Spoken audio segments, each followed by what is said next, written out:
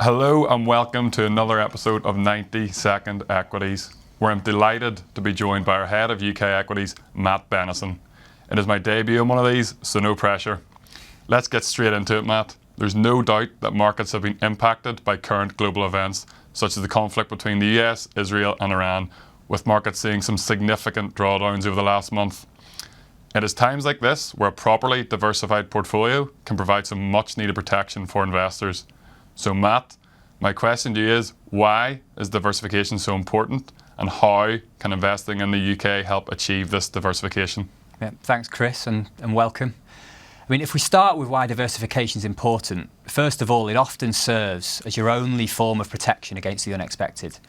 We never quite know what is around the corner, and a properly diversified portfolio can help reduce volatility, providing resilience during market shocks when there are sudden shifts in correlations and in market concentration.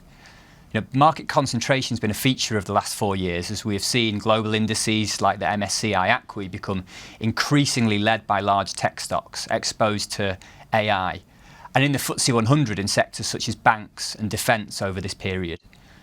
This leads nicely into why the UK can provide some diversification to a portfolio. The FTSE All-Share is one of the equity markets least correlated to other world indices, such as the MSCI ACWI and S&P 500, meaning if there's volatility in the global index, the UK can offer diversification.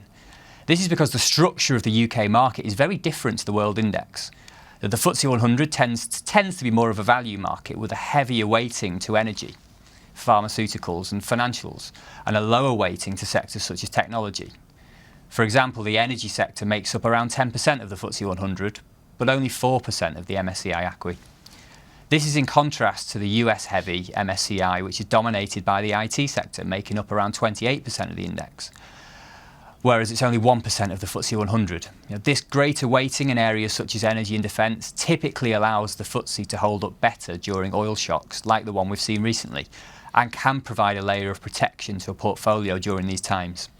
Thanks, Matt.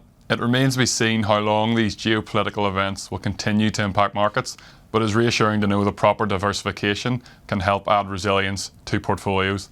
Thank you all for joining, and see you next time for another episode of 90 Second Equities.